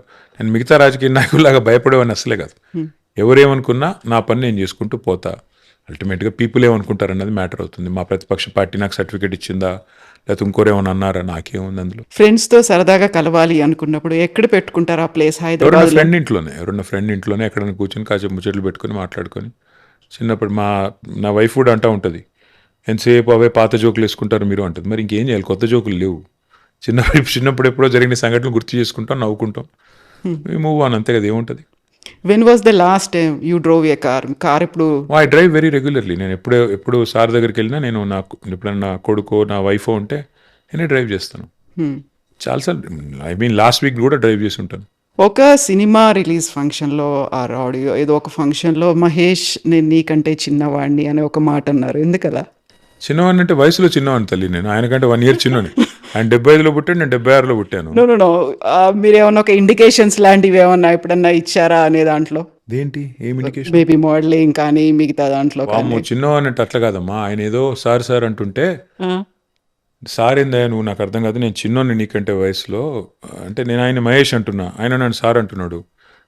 కాదు బాస్, నేను నీకంటే చిన్నోడిని కాబట్టి వయసులో చిన్నోడిని అని చెప్పిన. అంటే కదమ్మా, నాకు అట్లా పిచ్చి భ్రమలు ఏం లేవు. ఆయన మహేష్ బాబు, నేను ఎవరిని కాబట్టి. ఆయన చాలా అందగాడు, ఆయనతో మనకేం పోలిక. ఆయన ఏదో హీరో, సినిమా హీరో, నేనో పొలిటీషియను. నాకు ఆయనకి పోలికలేంటి? ఆయన ఏదో పాపం గ్లామర్ కాపాడుకుని చాలా కష్టపడి ఆ స్థాయికి వచ్చాడు. ఆయనతో మనకేం పోలికలు, ఆయనతో నేనెట్టు పోల్చుకుంటా. సో మీరు ఎప్పుడైనా ఒక ఫారిన్ కంట్రీకి వెళ్ళారు, అక్కడ నుంచి మంచి ఒక కూల్ పిక్చర్ ఏదైనా పోస్ట్ చేశారనుకోండి, ఇమ్మీడియట్గా you will get few comments అని వస్తుంటాయి, కాంప్లిమెంట్స్ ఇవన్నీ వస్తూ ఉంటాయి. బూతులు కూడా తిడతారు, దానిలో ఏం లేదు. బూతులు తిట్టే వాళ్ళు ఉంటారు, పొగిడే వాళ్ళు ఉంటారు. అది లైఫ్ అమ్మ, దాన్ని పెద్ద సీరియస్గా తీసుకోకూడదు. ఇప్పుడు చాలా మందికి ఏదో ఒకటి కామెంట్ చేయాలని ఉంటుంది. అందుకే అప్పట్లో ఏదో పాట రాశారు కదా హిందీ సినిమాల్లో, కుచ్ తో లోగ్ కహెంగే లోగో కా కామ్ హే కహనా. ఇక ఎన్ని పట్టించుకుంటే కష్టం, మనం అవి పట్టించుకుంటే బతకలేం. సో చాలా టఫ్ సబ్జెక్ట్ స్కూల్లో అంటే ఏముండే? మ్యాథమెటిక్స్. ఎందుకలా? అది నాకు అర్థం కాదు. నాకు ఆ పుస్తకం చూస్తే నెంబర్లు జంప్ అవుతూ ఉంటాయి. అంటే డిస్లెక్సియా అని లేదు, బట్ అది అర్థమయ్యేది కాదు. ఏంది ఇది, ఎవడు కనిపెట్టాడు, ఎందుకు పెట్టారు, ఈ పరీక్ష ఏంటి, ఆ టైప్లో నాకు పిచ్చ కోపం ఉండేది మ్యాథమెటిక్స్ అంటే. ఒక్కసారి మా అమ్మకి చెప్పిన, నేను ఇంకా చదవను, ఈరోజు ఎగ్జామ్ పోనంటే బతిలాడి పంపించింది. So I hated mathematics, I still hate. అది స్కూల్ డేస్లో అయి ఉంటుంది అంతేనా? అంతే. ఇంకా తర్వాత మ్యాథ్ లేదుగా, తప్పించుకున్నా. మీరు స్కూల్ ఏజ్లో ఒక గోల్ ఏదో పెట్టుకుంటారు, కాలేజ్కి వచ్చింది ఎప్పుడు లేదమ్మా గోల్స్. నాకు అసలు ఎప్పుడు లేదు. ఎప్పుడు గోల్స్ లేవు. ఏం చేయాలి అంటే ఫలానాది చేయాలి అన్నది ఎప్పుడు లేదు. మా అమ్మనేమో డాక్టర్ కామన్నది, సో డాక్టర్ అయిదామని సీటు కూడా సంపాదించిన. కానీ నాన్న అన్నారు, అది చాలా కష్టం రా, 32 ఏళ్ళు అవుతుంది సెటిల్ అయ్యే వరకు, ఎందుకు అప్పుడే యూపీఎస్సీ రాయి సివిల్ సర్వెంట్గా అన్నారు. సరే నాన్న మీరు చెప్పింది చేస్తా అన్న. ఇద్దరిది చేయలేదు, ఇద్దరిని ఈక్వల్లీ డిసాటిస్ఫై చేసి వదిలేసి చివరికి అమెరికా వెళ్ళిపోయారు. సో అట్లా జరుగుతుంటాయి లైఫ్లో. పెద్ద గోల్స్, అంబిషన్స్ అవి ఏం పెట్టుకోలేదమ్మా. అట్లా బై డిఫాల్ట్ నడిచిపోయింది ఇప్పటిదాకా. రేపు కూడా అట్లా నడుస్తుంది అనుకుంటున్నాను. కేటీఆర్ గారు అంటే నాన్నగారు అంటే మీకు చాలా భయమా? భయము, గౌరవము, అన్నిటికీ మించి భక్తి, 3 ఉన్నాయి. Okay, I worship him. అంటే is a leader, is a living legend. ఆయన కంటే మించిన నాయకుని నేను చూడలేదు. చాలామంది రాజకీయ నాయకులను చూశాను. Is a legend. భయం, ఎస్, ఇప్పటికి కూడా ఆయన ముందు మాట్లాడలేను. గౌరవం, because of his achievements. Is a tall leader. ఆయన ఏ మూడ్లో ఉన్నారో కనుక్కొని మరీ వెళ్తారు దగ్గరికి, లేకపోతే ఏమన్నా డౌటా? ఆయన మంచి మూడ్లో లేరంటే అందుకు వెళ్తాం ముందుకి, పక్కకి వెళ్ళి ఇక్కడ మా అమ్మతో కూర్చొని ఏదో చెప్పుకుంటా. లైక్ ఒక లీడర్ గా చూస్తారా, నాన్నగారు లాగా చూస్తారా, లైక్ ఎలా ఉంటుంది ఆ తల్లి? ఇప్పుడు ఆడ పోయినాక అట్లా ఇప్పుడు ఒక మనిషిలో మల్టిపుల్ ఐడెంటిటీస్ ఉంటాయి. ఎట్లా చెప్తావు నువ్వు? ఆయన లీడర్గా చూస్తావా, తండ్రిగా చూస్తావా అంటే, ఆయన సడన్గా ఏదైనా ఇంటి విషయం పడితే తండ్రికి కొడుకుగానే చెప్తా, పార్టీ విషయం పడితే లీడర్గా చెప్తా. అందులో ఎట్లా ఎట్లా డిఫరెన్షియేట్ చేస్తావు? చేయలేం కదా. కూర్చున్నప్పుడు అరే వాడు ఎట్లున్నాడు హిమాంశు అంటే చెప్తా, తండ్రిగానే చెప్తా. ఒకవేళ కాదు, అరే అదేమైందిరా, పని ఏదో చెప్పినా కదా, అదేమైందంటే లీడర్గానే చెప్పాలి. సార్ అది కాదు సార్, ఇదైంది సార్ అని చెప్పాలి. దానిలో ఏముంటుంది? హైదరాబాద్ మీ ఫేవరెట్ సిటీ అంటే ఫస్ట్ హైదరాబాదే వస్తుంది. అదర్ దాన్ హైదరాబాద్ అంటే ఏం చెప్తారు? అంటే ఇక్కడ విదేశాల్లోనే ఎక్కడ వేరేవా? అంటే ఇండియాలో చాలా ఉన్నాయి. ఫర్ ఎగ్జాంపుల్ నేను చదువుకున్న ప్లేస్లేనండి, నేను తిరిగిన ప్లేస్లు చాలా ఉన్నాయి. బట్ వరల్డ్లో అయితే న్యూయార్క్ చాలా ఇష్టమైన సిటీ. నేను చదువుకున్నాను అక్కడ, అది కూడా ఒక కారణం కావచ్చు. ఇండియాలో పూణే కూడా ఇష్టం, ఎందుకంటే అక్కడ కూడా చదువుకున్నా. బెంగళూరు ఇష్టం, చాలా ఉన్నాయమ్మా. తిరిగిన ఒక్కొక్క ప్లేస్లో ఒక్కొక్కటి నచ్చుతుంది. ఓకే. సో ఒక తీరని కోరిక ఉంది అంటే? చాలా ఉన్నాయి. ఒకటేంటి, పెద్ద బకెట్ లిస్ట్ రాసుకున్నాను నేను. మొన్న ఏదో 50 yearsకి వస్తున్నాను నేను ఈ సంవత్సరం. ఏం చేయలేదు జీవితంలో, చాలా వేస్ట్ ఫెలో లాగా ఇక్కడే మిగిలిపోయామని చెప్పి ఒక లిస్ట్ అంతా రాసుకుని నా ఫోన్లో ఉంది. ఈసారి అసలు చాలా ప్లాన్లు వేసుకున్నాను నేను. 50వ సంవత్సరం 50 పనులు చేయాలని రాసుకున్నాను. ఒక్కటి కూడా చేయలేదు ఇప్పటివరకు. సో చూడాలి, తీరని కోరికలు చాలా ఉన్నాయి. ఓకే. పనులు అంటే రిజల్యూషన్స్ ఎవ్రీ ఇయర్ పెట్టుకుంటాం, న్యూ ఇయర్కి అలాగేనా? అవి లేవు అట్లా కాదు. అంటే ఫర్ ఎగ్జాంపుల్ చెప్తున్నా, పిరమిడ్స్ ఉన్నాయి ఈజిప్ట్లో, పోవాలనుకున్నాను. చూసి ఎవరు మొన్న మా వాళ్ళు ఎవరో పోయించినారంటే అరే పోవాలరా ఇక్కడికని రాసుకున్నా. తర్వాత ఎవరో ఫ్రెండ్ మారాకేష్ పోయినాడు, మొరాకో పోయినాడు. అరే చాలా బాగుంది, అట్లా ఉంది ఇట్లా ఉంది, కాసాబ్లాంకా, అరే ఇదేదో పోవాలని రాసుకున్నా. అంటే ఇట్లా ఏదో ఉంటుంది ట్రావెల్ డెస్టినేషన్స్ అని. స్కై డైవింగ్ ఎవరో చేశారన్నారు, అరే ఇది కూడా చేయాలి మనం. బంగీ జంప్ ఉంటుంది. బంజీ జంపింగ్ లేదమ్మా నాకు. స్కై డైవింగ్ ఏదో కొద్దిగా భయం లేదు, కానీ బంజీ జంపింగ్ అంటే ఏందో అర్థం కాదు. తాడును పట్టుకుని దుంకడం కొద్దిగా కష్టం, పారాషూట్ వేసుకుని దుంకడం ఈజీ, కానీ ఆ తాడు తెగితే టప్ అట్లా కాకుండా అది మరి ఆ జగన్ అన్న ఎట్లా చేశాడో నాకు తెలియదు, కానీ అడగాలి ఒకసారి ఈసారి కలిసినప్పుడు. యూజువల్గా ఇలా పొలిటీషియన్స్ అదర్ దాన్ పాలిటిక్స్ మాట్లాడుకోవాలి, ఎప్పుడు ఉండేటువంటి హెక్టిక్ షెడ్యూల్స్ ఇవన్నీ కాదు అనుకుంటే ఎవరితో మీరు అంత క్లోజ్గా అసోసియేట్ అయ్యి మాట్లాడతారు? ఏది రాజకీయాల్లో? రాజకీయాల్లో పొలిటికల్ లీడర్స్తో అదర్ దాన్ పాలిటిక్స్. నాకు ఒక సెపరేషన్ ఉందమ్మా నా లైఫ్లో. నేను వర్క్ కాడికి మా కొలీగ్స్ అందరితో బాగానే ఉంటాను, అంటే నేను అనుకుంటున్నాను బాగానే ఉంటానని. ఫ్రెండ్స్తో పర్సనల్ విషయాలు మాట్లాడతాను, నా కొలీగ్స్ అందరితో రాజకీయమే మాట్లాడతాను కదా. మా వృత్తి కదా అది, మా వర్క్ అది. సో ఆ సెపరేషన్ నాకుంది. ఓకే. కాబట్టి రెండూ మిక్స్ అయ్యే పరిస్థితి ఏమీ లేదు. కేటీఆర్కి యాటిట్యూడ్ ఎక్కువ, కొంచెం గర్వం, నిజమేనా? ఏం చేస్తాం ఇప్పుడు, ఎట్లా అయిపోయిందంటమ్మా కవిత, కుక్కని చంపే ముందు పిచ్చి కుక్క అని ముద్రేయాలి. అందుకే మా అపోనెంట్స్ ఏం చేస్తారంటే, ఇప్పుడు నేను లేవనెత్తిన ప్రశ్నల్లో వారికి సమాధానం చెప్పే సత్తా లేదనుకోండి, ఏం చేయాలి, నన్ను ఏదో ఒక ముద్రేయాలి, క్యారెక్టర్ అసాసినేట్ చేయాలి. ఏం చేయాలి దానికి? ఒకసారి ఈరోజు డ్రగ్స్ తీసుకుంటాడని ఒక ప్రచారం కల్పించాలి, ఇంకోసారి ఏదో హీరోయిన్లతో తిరుగుతున్నాడని ఒక దిక్కుమాలని ప్రచారం చేయాలి. ఈ రెండు కూడా వర్కౌట్ కాకపోతే ఏం చేయాలి? ఓహో వీడికి బాగా అహంకారం అని ముద్రేయాలి. నేను అహంకారపూరితంగా చేసిన పని ఏంటో దయచేసి ఎవరైనా చెప్పాలి నాకు ఏదో ఒకరోజు. మేబీ నేను మాట్లాడేటప్పుడు కొద్దిగా ఓపెన్గా, నిర్భీతిగా, డైరెక్ట్గా మాట్లాడితే కొంతమందికి నచ్చదేమో, దానికి నేనేం చేయాలి? నేను ఉన్నట్టు చెప్తే కొంతమంది నచ్చదేమో. నేను చెప్పాను మొన్న ఒక ఇంటర్వ్యూలో కూడా, కడుపులో కత్తులు పెట్టుకుని పెదాల మీద చిరునవ్వులు పెట్టుకుని యాక్టింగ్ చేసే కేసు నేను కాదు, తెలంగాణ వాడిని కదా. సో దానికి కొద్ది మందికి నచ్చపోతే నేను చేయగలిగింది ఏముంది? ఒక్కటి మాత్రం చెప్తాను కవిత, ఎవరో ఏదో అనుకుంటారని, ఎవరో ఇలా ఫీల్ అవుతున్నారని మనం బాధపడాల్సిన అవసరం లేదు. As long as you are unpretentious, as long as you are clear in your mind that you have not hurt anybody deliberately, you should not worry. ఓడిపోయిన తర్వాత రియలైజ్ అయ్యారా ఎందుకు ఓడిపోయారు అనేది? ఆఫ్ కోర్స్, కర్ణుడి సావుకి 100 కారణాలు అంటారు కదా, అట్లా మా ఓటమికి కూడా 100 కారణాలు ఉన్నాయి. ఏ కారణం చెప్పండి నీకు? చాలా ఉన్నాయి. ఓకే. అందరం మనుషులం కదా కవిత, పొరపాట్లు చేస్తాం. మనుషులం కాబట్టి తప్పులు చేస్తాం, మనుషులం కాబట్టి పొరపాట్లు చేస్తాం. డెఫినెట్గా చాలా కారణాలు ఉన్నాయి, 100 కారణాలు ఉన్నాయి. అందులో చెప్పాను కదా, పర్సెప్షన్ మేనేజ్మెంట్లో ఫెయిల్ అయ్యాం. ఇప్పుడు 1,60,000 ఉద్యోగాలు, ప్రభుత్వ ఉద్యోగాలు కల్పించాం, highest in the country for any government in 10 years.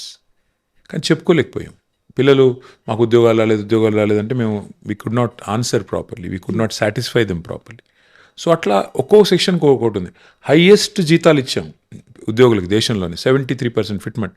కానీ మాకు 1వ తారీఖు జీతాలు రాలేదంటే సరిగ్గా చెప్పలేకపోయాం వాళ్ళకి సాటిస్ఫాక్టరీగా. కోవిడ్ వచ్చింది, ఫిజికల్ డిసిప్లిన్ తప్పింది, ఎక్స్ప్లెయిన్ చేయలేకపోయాం. ఇంతకంటే దేశంలో ఎవరు చేయలేదు అని చెప్పలేకపోయాం, చేసుకున్నది కూడా చెప్పలేకపోయాము. పర్సెప్షన్ మేనేజ్మెంట్లో విఫలమయ్యాం. కానీ రిగ్రెట్ ఏం లేదమ్మా, ఓడిపోయాము అన్న బాధ ఏం లేదు. ఎందుకంటే గాడిదని చూస్తేనే గుర్రం విలువ తెలుస్తుంది, బాధ ఏం లేదు. సో సినిమాలకి సంబంధించి ఇంతకుముందు మీరు పోస్ట్ చేసేవాళ్ళు, ఒక సిరీస్ గురించి, ఒక సినిమా గురించి. ఇప్పుడు మానేశాను, ఎందుకంటే దిక్కుమాలిన లింకప్లు పెడుతున్నారు. సినిమా గురించి ఏమైనా పెడితే ఏ దరిద్రం మళ్ళీ అంటగడతారో, నాకెందుకు ఈ చండాలం అని వదిలేశాను. అంటే మరీ కొన్ని విషయాల్లో ఎలా తయారయ్యారంటే మా అపోనెంట్స్, సరుకు లేదు, సబ్జెక్టు లేదు, అదేంటే బబ్రాజమానం భజగోవిందం అని డబ్బాలో వేసి గుల్కరాలు ఊపినట్టు వాళ్ళకి మాట్లాడడం తప్ప ఒక సబ్జెక్ట్ మాట్లాడే తెలియదు, ఒక పని చేసే తెలివి లేదు. దాంతో ఏం చేస్తున్నారు, అడ్డమైనవన్నీ ఎత్తుకొని పనికి మాలినవన్నీ మాట్లాడి మమ్మల్ని బిలిటిల్ చేసే ప్రయత్నం చేస్తున్నారు. ఎందుకు స్కోప్ ఇవ్వాలి? సినిమాలు అప్పుడప్పుడు చూస్తానంటే చూస్తాను, ఇప్పుడు ఇంకా ట్వీట్ చేయడం మానేశాను. సినిమా ఫంక్షన్లకు పిలిస్తే కూడా పోవట్లేదు నేను. ఎందుకు ఈ దరిద్రం అంతా నాకెందుకు, మళ్ళీ అంటగడతారు, చండాలం వద్దు అని డిసైడ్ చేసుకో. ఈ మధ్యలో వచ్చినటువంటి జెన్జీ మూవ్‌మెంట్ గురించి వాళ్ళు కరెక్ట్ పాత్‌లోనే వెళ్తున్నారా అంటే? డెఫినెట్గా దేశంలో ప్రపంచంలో యువత యాస్పిరేషన్ మనం అర్థం చేసుకున్నంత కాలం, యువత మారుతున్న కాలానికి అనుగుణంగా పాలకులు, ప్రభుత్వాలు, పార్టీలు మారినంత కాలం వాళ్ళు డిస్సాటిస్ఫైడ్ ఉంటారు. డెఫినెట్గా ఆ డిస్సాటిస్ఫాక్షన్ ఇస్ అబ్సల్యూట్లీ జస్టిఫైడ్ నన్ను అడిగితే. ప్రాపర్‌గా అనుకున్న డైరెక్షన్‌లోనే వెళ్తున్నారా? లేకుంటే వాళ్ళ వెనకాల ఒక మోటివ్ ఏదో ఉంది? డైరెక్షన్ ఇచ్చేవాళ్ళు ఎవరు లేరమ్మా. ఫర్ ఎగ్జాంపుల్ వాళ్ళు కోరుకుంటుంది ఇప్పుడు మనం విదేశాలు తిరిగి లేదా ఇంకో చోటుకి వెళ్ళి తిరిగి వస్తే మన దేశం ఇట్లా ఎందుకుంది అనే బాధ కలుగుతుంది. అంటే వేరే దేశాలు ఎక్కడికో వెళ్ళిపోతున్నాయి, మనం ఇట్లాగే ఎందుకున్నాం అన్నప్పుడు సహజంగా అసంతృప్తి వస్తుంది కదా. మన పాలకులు ఎక్కడో మమ్మల్ని లెట్ డౌన్ చేశారు ఫీలింగ్ వస్తుంది కదా. వచ్చినప్పుడు they are expressing in different forms. తప్పేముంది అందులో? సో డిస్ట్రక్టివ్‌గా వెళ్తున్నారా? వాళ్ళు కన్‌స్ట్రక్టివ్‌గా ఉన్నారా? డిస్ట్రక్టివ్గా వెళ్తే ఈ దేశంలో చాలా రాజకీయ నాయకులు మిగలరు. ఒకవేళ యువతరం కనుక తమ చేతుల్లోకి ఆ రకమైన డిస్ట్రక్టివ్ మెంటాలిటీ తీసుకుంటే. In fact they are very lenient. Our people are very kind. Our people are extremely patient. ఇంత టైం లేకపోతే నేను ఒకటి అడుగుతా కవిత, 100 రోజుల్లో అన్నీ చేస్తామని చెప్పి హామీలు ఇచ్చి 900 రోజులు కూడా చేయకపోతే మన వాళ్ళు ఎంత మంచి వాళ్ళు కాకపోతే ఊరుకుంటున్నారు. రైతు బంధు నీకు 10,000 నుంచి 15,000 చేస్తామని చెప్పి 3 సార్లు రైతు బంధు ఎగ్గొడితే రైతులు ఏమనట్లేదంటే ఎంత మంచి వాళ్ళు. 100 రోజుల్లోనే మీ పెన్షన్ నవంబర్లో తీసుకుంటే 2,000, డిసెంబర్లో తీసుకుంటే 4,000 అని చెప్పి అబద్ధం చెప్పి అధికారంలోకి వచ్చి 3 డిసెంబర్లు గడిచిపోతే కూడా ఏమనట్లేదంటే మన మహిళలు ఎంత మంచి వాళ్ళు. మన వాళ్ళు నిజంగానే డిస్ట్రక్టివ్ మెంటాలిటీ ఉంటుంది. 2 లక్షల ఉద్యోగాలు అని చెప్పి అధికారంలోకి వచ్చి మొదటి సంవత్సరంలో ఇవాళ మొత్తం 2.5 సంవత్సరాల్లో కనీసం 10,000 ఉద్యోగాలు కూడా ఇవ్వకపోతే పిల్లలు ఊరుకుంటున్నారంటే ఎంత మంచి వాళ్ళు మన వాళ్ళు. నిజంగానే నువ్వు అన్నట్టు డిస్ట్రక్టివ్ అయితే ఇవాళ ఒక్క కాంగ్రెస్ ముఖ్యమంత్రి తిరిగే పరిస్థితి ఉంటుందా? కాబట్టి మన వాళ్ళు చాలా మంచి వాళ్ళు, very lenient, very nice people. So ఇప్పుడు మనం ర్యాపిడ్ ఫైర్ గురించి కనుక మాట్లాడుకుంటే అప్పటి నుంచి అదే నో, చేస్తాను. అది ఆస్క్ కేటీఆర్ అదంతా నీ కూడా. ఇష్టం, సో వన్ వర్డ్లో చెప్పాలి అంటే KCR, living legend, 2 words. Telangana, my state, our state. Harish Rao, my cousin, leader, Modi. Prime minister. So ఈ రోజు కూడా మనం యోగా డేని సెలబ్రేట్ చేసుకున్నాం. మీరు చేశారా యోగా డే? చేయలేదు. ఎందుకు? నేను జిమ్ చేస్తాను, యోగా చేయను. ఓకే. సో మీ హెల్త్ సీక్రెట్ ఏంటి అంటే? జిమ్ అమ్మా, అంతే. అంతే, ఇంకేముంది. వాట్ ఈస్ ఒక డైట్ లేకుంటే మిగతా ఫుడ్ హ్యాబిట్స్? డైట్ పెద్దగా ఏం లేదు కానీ కొద్దిగా ఏదో కష్టపడి ఈ మధ్యనే తగ్గించే ప్రయత్నం చేస్తున్నా. కాబట్టి కొద్దిగా వాచ్ వాట్ యు ఈట్ అంతే. ఎక్కువ like they say burn more than what you consume. Okay. So food habits? నాకు పెద్ద ఫుడీ కాదు నేను, కాబట్టి ఏం పెట్టినా తింటాను. I'm not very Fasi. Next CM అవుతారా కేటీఆర్ అంటే? ఒక్కటి మాత్రం చెప్పగలను, 2028లో కేసీఆర్ గారు సీఎం అవుతారు. ఇక ఆ తర్వాత ఏమవుతుంది, ఎప్పుడో ఏమవుతుంది అంటే నేను జ్యోతిష్యుని కాదు. నేను చెప్పినట్టు నాకంటూ అంబిషన్స్ పర్సనల్గా ఏం లేవు. Okay. So simple are branded వస్తువులు?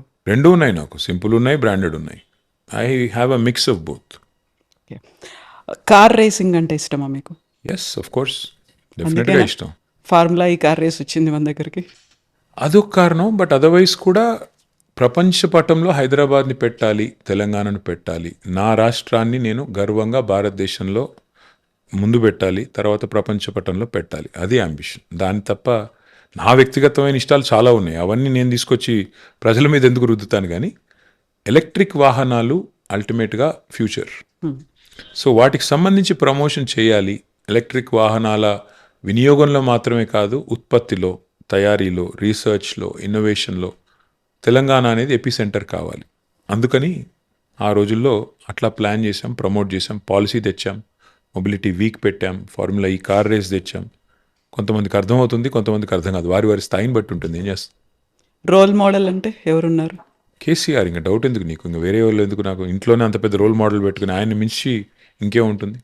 Favourite person? ఫేవరెట్ పర్సన్ అంటే అది కూడా రోల్ బట్టి డిపెండ్ అవుద్దాం. మాట్లాంటే ఇప్పుడు చాలామంది ఉన్నారు, అమ్ముంది, భార్య ఉంది, కొడుకున్నాడు, కూతురుంది, నాన్నున్నారు, ఇంతమంది ఉన్నారు. ఫేవరెట్ పర్సన్ అంటే ఏం చెప్తా? ఎస్. సో కేటీఆర్ అంటే ఏం చెప్తారు కేటీఆర్ గురించి? నా గురించి నేనా? ఏమో అంటే maybe I'm not performing to my potential. ఇంకా చాలా చేయాలి. I'm not working hard enough. So you are not up to the mark అనుకుంటున్నారా? అంటే నేను చేసేటప్పుడు బాగానే చేస్తాను కానీ పని స్టార్ట్ చేయడమే కష్టం. స్టార్ట్ చేస్తే బాగానే చేస్తాను. ఆ స్టార్టింగ్ ట్రబుల్ కొద్దిగా ఉంది. So you need a push ఆ వెనకాల నుంచి ఇలా? పుష్ ఏమొద్దు, నాకు పుష్ చేస్తే ఎవడెక్కడ బాయిలో నూకుతాడని డౌట్ ఉంటుంది కానీ కాదు, మనది మనమే సెల్ఫ్ మోటివేటెడ్ ఉండాలి కదా. మనం మొదలు పెట్టాలి పని, ఏదైనా సీరియస్గా మొదలు పెట్టాలంటే సెల్ఫ్ డ్రివెన్ ఉండాలి, మోటివేషన్ ఉండాలి. అది అప్పుడప్పుడు ఏమవుతుందంటే ఎగ్జిస్టెన్షియల్ యాంగ్స్ట్ ఉంటాం కదా, ఏం చేస్తున్నాం ఈ నాన్ సెన్స్ ఏంటి రాజకీయం ఈ రోత ఈ టైప్లో వచ్చినప్పుడు కొన్నిసార్లు డిమోటివేట్ అవుతాం. మళ్ళా కాదు మా బాస్ సీఎం కావాలి, మా కేసీఆర్ గారు మళ్ళీ ఆ కుర్చీలో కూర్చోవాలి, ఈ పనికి మాలిన విధవలందరూ రాష్ట్రాన్ని నడుపుతుంటే మా బాస్ అక్కడ కూర్చోవడం ఏంటి అని బాధేసినప్పుడు మళ్ళీ అరే నథింగ్ డూయింగ్ చల్ లెట్స్ ఫైట్, ఆ టైప్లో మళ్ళీ సెల్ఫ్ మోటివేషన్ వస్తుంది. ఓకే, కేటీఆర్లో ఏదన్నా మార్పు రావాలి అనుకుంటే? అయ్యో చాలా రావాలి. ఎలా? చెప్పాను కదా, కొద్దిగా లేజినెస్ తగ్గించుకోవాలి, నేను బాగా తిరగాలి, బాగా కష్టపడాలి, ఇంకా చాలా చేయాలి. చాలా ఉన్నాయి, ఒకటెందుకు చాలా ఉన్నాయి. కేటీఆర్కి మార్క్స్ వేయమంటే ఎన్ని వేస్తారు మీరు? ఎబ్బే అట్లా నాకు నేను మార్కులు ఇచ్చుకునేంత చాలా, అది self certification is a bad thing in especially when it comes to our own selves. I think అది చెప్పలేను, వేరే వాళ్ళు చెప్పాలి, అది నేనే చెప్తా. సో కేసీఆర్లో ఒకవేళ ఏదైనా మార్పు రావాలి అంటే? కేసీఆర్ గారిలోనా? కేసీఆర్ గారిలో ఏం రావాలమ్మా మార్పు? పాపం ఆయన is achieved Telangana, is achieved his life ambition, then he led the state brilliantly. ఆయనలో ఏం మార్పు కావాలా? మా అందరిలో మార్పు రావాలా, మా నాయకుల్లో మార్పు రావాలా, మేము ఇంకా కష్టపడాలా.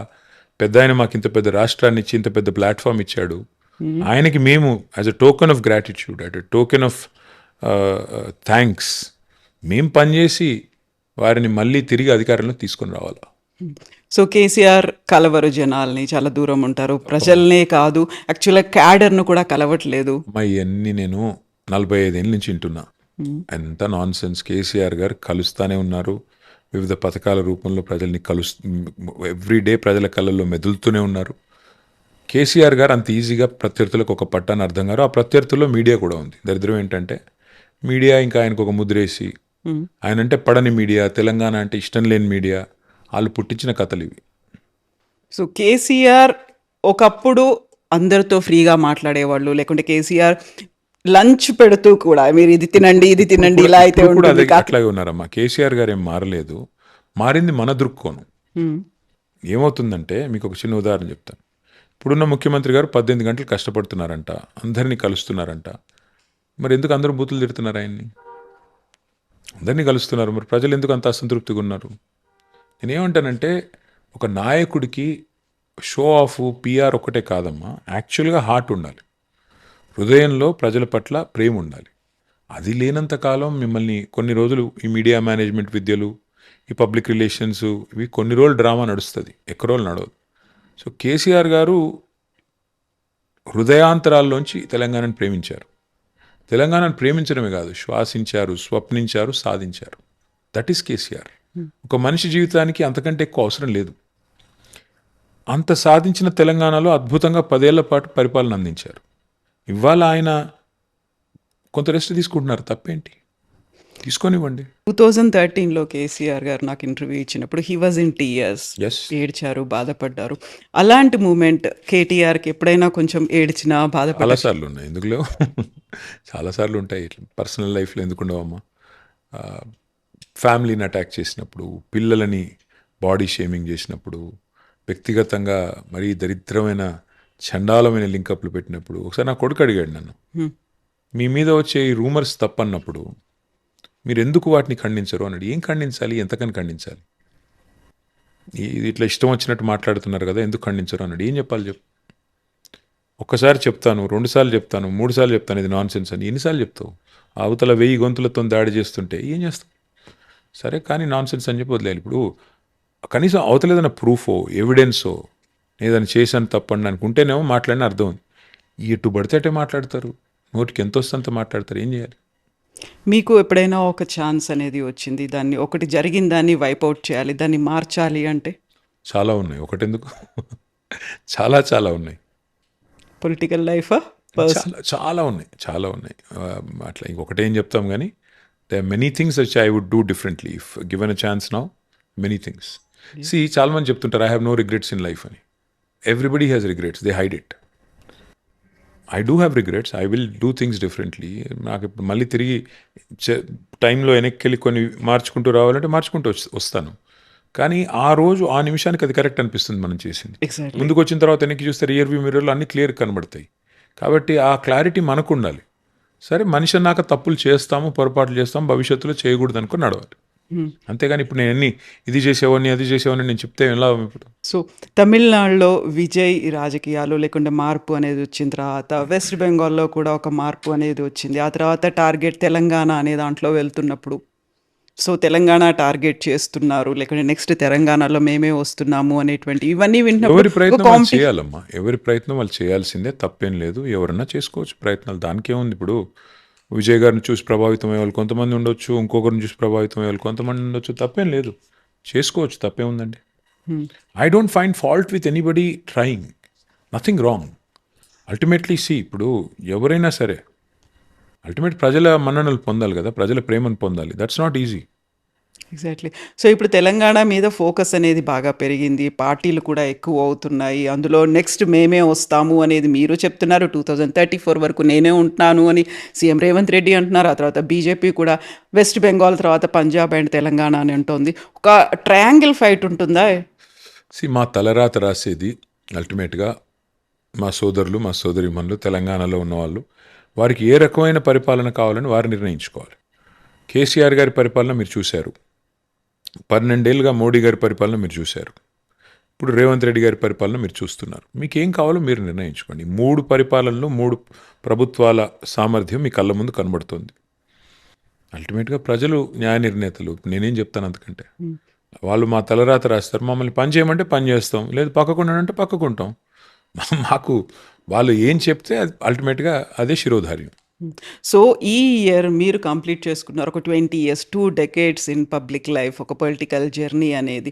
సో ఈ ఒక్కసారి మళ్ళీ వెనక్కి తిరిగి చూసుకుంటే మీరు అక్కడి నుంచి వచ్చేసారు, 2 months లీవ్ కావాలనుకున్నారు, అప్పుడు కుదరదని చెప్పారు. ఈ 20 years జర్నీ ఎట్లా అనిపించింది అసలు? బోల్డ్ అని హీప్స్ అండ్ బౌన్స్ అంటారు, అప్స్ అండ్ లోస్ ఇవన్నీ ఉన్నాయి. ఈసీజీ గ్రాఫ్లా ఉండింది అంతే. పైకి కిందికి, పైకి కిందికి. కొన్ని ఎలక్షన్లు గెలిచాము, కొన్ని ఓడిపోయాము, కొన్ని విజయాలు సాధించాము, కొన్ని ఎదురు దెబ్బలు తిన్నాము, కొన్ని మంచిగా అనిపించినాయి, కొన్ని మంచిగా అనిపించలేదు. That's life. ఎవరైనా అంతే కదమ్మా. 20 ఏళ్ళు it's a long time. So ఈ 20 ఏళ్ళలో నా కూతురు పుట్టింది మధ్యలో. సో ఇట్లా పర్సనల్ హైస్ చాలా ఉన్నాయి, పర్సనల్ ఎన్నో అద్భుతమైన క్షణాలు ఉన్నాయి, కొన్ని నాట్ సో హ్యాపీ మూమెంట్స్ ఉన్నాయి. That's life. It's a mixed bag కదా కవిత, ఏముంటుంది అందులో. Like everybody, I have enjoyed some moments, I did not like some, but that's life. So you have to acknowledge it, respect it and learn from it. ఏ క్షణమైనా అనిపించిందా అరే పాలిటిక్స్లోకి రాకుండా ఉంటే బాగుండేది? కొన్ని లక్షల సార్లు అనిపించింది, ఏంటి దరిద్రం అని, ఏంటి బురద, ఏంటి nonsense, why am I here, ఏం చేస్తున్నాం ఇక్కడ, కొన్ని లక్షల సార్లు అనిపించింది.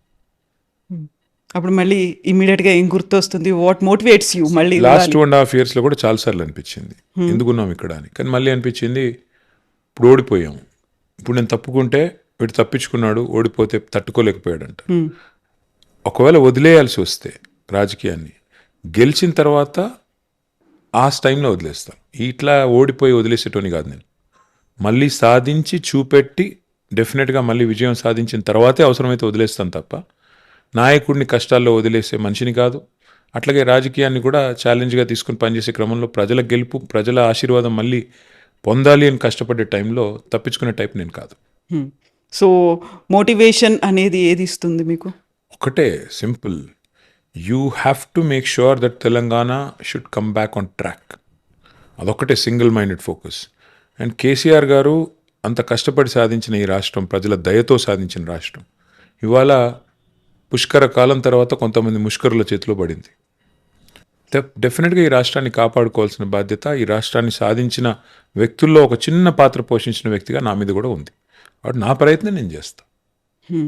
సో నెక్స్ట్ టార్గెట్ అంటే మళ్ళీ మీకు 2.5 ఏళ్ళు అయినప్పుడు కూడా నేను స్టార్టింగ్లో చెప్పినట్టుగా పొలిటికల్ హీట్ విపరీతంగా కనిపిస్తోంది. బోల్డ్ అన్ని అప్స్ అండ్ డౌన్స్ ఉన్నాయి, ఆరోపణలు, వీటన్నిటిని దాటుకొని ముందుకు వెళ్ళాలి. మళ్ళీ మీకు ఏదైతే ఒక గోల్ పెట్టుకున్నారో దాన్ని అచీవ్ చేయాలి, ఆ ఎజెండా, ఆ టార్గెట్ అటువైపు వెళ్ళాలి అంటే పని చేసుకుంటూ పోతుంటే టార్గెట్లు ఆటోమేటిక్గా అచీవ్ అవుతాయి. అంటే నేను ఇప్పుడు ఫలానాది టార్గెట్ అని చెప్పను, కానీ ఎస్ తెలంగాణలో తిరిగి మళ్ళీ రాష్ట్రాన్ని పట్టాలెక్కించడమే టార్గెట్. కేసీఆర్ గారు మాత్రమే దానికి సమర్థుడైన నాయకుడు. కేసీఆర్ గారు తిరిగి మళ్ళీ బాధ్యత తీసుకుంటే ఈ రాష్ట్రంలో రైతులు సంతోషంగా ఉంటారు. కేసీఆర్ గారు తిరిగి బాధ్యత తీసుకుంటే ఈ రాష్ట్రంలో పేదవాడు సంతోషంగా ఉంటాడు. కాబట్టి that is the only target. KCR గారు తిరిగి పగ్గాలు చేపట్టాలి. ఈ రాష్ట్రం ఏదైతే ఇంత కష్టపడి ప్రజలు సాధించుకున్నారో ఈ రాష్ట్రం సుభిక్షంగా ఉండాలి. అంతే, అంతకు మించిన టార్గెట్ ఏం లేదు. సో ఈ మధ్య కాలంలో జరుగుతున్నటువంటి పొలిటికల్ ఇష్యూస్ అప్డేట్స్ ఇవన్నీ చూసిన తర్వాత ఎన్సిపి, ఆ తర్వాత శివసేన, ఆప్, తృణమూల్ కాంగ్రెస్, ఆ తర్వాత బిజు జనతాదళ్, ఈ పార్టీలన్నీ చూస్తే next target is BRS next అనేటువంటి టార్గెట్ ఏంటమ్మా? మమ్మల్ని ఆల్రెడీ టార్గెట్ చేశారు కదా. మా 10 మంది ఎమ్మెల్యేలు వేసుకొని పోయారు. ఇప్పుడు నేను అంటుంది బీజేపీ నుంచి కూడా ఒక రీజనల్ పార్టీస్కి ఇంకా ప్లేస్ లేవా? చూద్దాం. చాలామంది చాలా కలలు కంటుంటారు. అయితే ఏమి, ఇప్పుడు ఎవరి లక్ష్యాలు వాళ్ళవి, ఎవరి ఎజెండాలు వాళ్ళవి, వాళ్ళ పనులు వాళ్ళు చేస్తుంటారు. మా పని మేము చేస్తుంటాం. అల్టిమేట్గా ప్రజల దయ. వాళ్ళకి ఆశీర్వాదం ఇస్తారా, మాకు ఇస్తారా, అసలు ఎవరు కరెక్ట్ ఈ రాష్ట్రానికి ప్రజలు డిసైడ్ చేసుకోవాలి. ప్రజలు మమ్మల్ని వద్దనుకున్నాడు, మమ్మల్ని ఎవరు కాపాడలేడు. ప్రజలు మమ్మల్ని కావాలనుకున్నాడు, వాళ్ళు ఏం చేసినా, ఈ మా ప్రత్యర్థులు ఏం చేసినా చెల్లదు. సో రీజనల్ పార్టీస్ అవసరం ఏముంది అనేటువంటి ఒక మాట వినిపిస్తోంది. నెక్స్ట్ మెల్లిమెల్లిగా వైపౌట్ అయిపోతున్నాయి అని. సింపుల్ మా, నేను అనేది ఏమంటే, ఇవాళ తెలంగాణలో 16 మంది ఎంపీలు ఉన్నారు. 8 మంది కాంగ్రెస్ వాళ్ళు, 8 మంది బీజేపీ వాళ్ళు. ఈ 2.5 సంవత్సరాలలో తెలంగాణకు జరిగిన అన్యాయం మీద ఎన్నడన్నా ఒక్కరోజు మాట్లాడారా? ఉదాహరణకి 2 మన ఇండస్ట్రీస్, పెద్ద ఇండస్ట్రీలు, సెమీ కండక్టర్ ఇండస్ట్రీలు. ఒకటి కేన్స్ అనేది, రెండోది మైక్రాన్ అనేది. మోడీ గారు వాళ్ళ చెయ్యి వడిపెట్టి గుజరాత్ తీసుకెళ్ళిపోయాడు. ఎందుకు? బడి తిన్నోడిదే బర్రె తీసుకుని వెళ్ళిపోయినాడు. ఏం చేశారు 8 మంది వీళ్ళు, 8 మంది వాళ్ళు? ఓ చిన్న నగరం లక్నో మనతో పోలిస్తే దానికి మెట్రో ఇస్తారు, మనకి ఇవ్వరు. మన వాళ్ళు ఏం చేస్తున్నారు ఎంపీలు? ఎందుకు ఉండాలి రీజనల్ పార్టీస్ అంటే అదే. ఇప్పుడు ఉదాహరణకు తేజస్వి సూర్య అని ఒక బీజేపీ ఎంపీ తెలంగాణ ఏర్పాటును పాకిస్తాన్ ఏర్పాటుతో పోల్చాడు. అక్కడ ఒక బీఆర్ఎస్ ఎంపీ ఉంటే అవసరమైతే గల్లా పట్టుకుని కొట్టేటోళ్ళు. అంటావా మా తెలంగాణను పాకిస్తాన్తో పోలుస్తావా, ఎవడరా నువ్వు అని. 8 మంది బీజేపీ ఎంపీలు, 8 మంది కాంగ్రెస్ ఎంపీలు ఏం చేస్తున్నారు? ఇవాళ ఒకటి కాదమ్మా, అట్లా 100 ఎగ్జాంపుల్స్ నేను చెప్పగలను. తెలంగాణని ఇష్టం వచ్చినట్టు అవమానిస్తుంటే ఏం చేస్తున్నారు ఈ ఎంపీలు? అందుకే ఎందుకు ఉండాలి బీఆర్ఎస్ లాంటి పార్టీ అంటే, తెలంగాణను ఇందాక నేను చెప్పింది అదే, శ్వాసించింది, స్వప్నించింది, సాధించింది బీఆర్ఎస్. మా డిఎన్ఏ తెలంగాణ, మా జెండా తెలంగాణ, మా ఎజెండా తెలంగాణ, మా నాయకుడి లక్ష్యం తెలంగాణ. అలాంటప్పుడు మాకంటే తెలంగాణని ప్రేమించే వాళ్ళు ఉంటే తప్పకుండా స్వాగతిస్తాం. కానీ ఆ తెలంగాణను మేము ఇంతగా ప్రేమించి ఇంత సాధించిన తెలంగాణని ఇవాళ అవమానిస్తుంటే, అన్యాయం చేస్తుంటే, వివక్ష చేస్తుంటే డెఫినెట్గా బీఆర్ఎస్ లేకపోతే తెలంగాణ లేదు కదమ్మా. ఇప్పుడు కేసీఆర్ గారు లేకపోతే తెలంగాణ ఎక్కడదమ్మా? కేసీఆర్ అనే 3 అక్షరాలు లేకపోతే ఇవాళ తెలంగాణ లేదు. అది వాస్తవం. ఎవరికి ఇష్టం ఉన్నా లేకపోయినా అది వాస్తవం. కాబట్టి కేసీఆర్ బీఆర్ఎస్ వేరు కాదు, తెలంగాణ వేరు కానే కాదు. They are synonymous. అట్లాంటప్పుడు తెలంగాణలో బీఆర్ఎస్ లేని పరిస్థితి, తెలంగాణలో కేసీఆర్ లేని పరిస్థితి ఎట్లా ఉంటుంది? రీజనల్ పార్టీస్ లేని పరిస్థితి ఏముంటుంది? ఇంకోటి జాతీయ పార్టీలు. ఎక్కడ జాతీయ పార్టీలు? ఏం చేశాయి జాతీయ పార్టీలు 2 తెలంగాణకి? మీరు చెప్పండి నాకు. 10 ఏళ్లలో వాళ్ళు చేసింది ఏంటి? ఈ 2.5 ఏళ్ళుగా వీళ్ళు చేసింది ఏంటి? 12.5 ఏళ్లలో బీజేపీ గవర్నమెంట్ తెలంగాణకు చేసింది ఏంటి? ఒక పని చెప్పండి, ఫలానా పని చేశారని. ఎందుకు ఉండాలి మరి ఆ జాతీయ పార్టీలు తెలంగాణలో? ఆ జెండాలు ఎందుకు ఉండాలి అసలు ఇక్కడ? ఈ ఎలక్షన్స్, రాబోయేటువంటి అసెంబ్లీ కావచ్చు, పార్లమెంట్ ఎలక్షన్స్ వరకు బీఆర్ఎస్ స్ప్లిట్ అవుతుంది అనేటువంటి ఒక మాట ప్రతిసారి అది వినిపిస్తుంది. కలలు వారికి ఉంటాయి. ఎవరో కలగంటున్నారు అట్లా అవుతుందని, ఏదో జరిగిపోతుంది. ఎందుకు అవుతుంది? ఏం అవసరం ఉంది మాకు?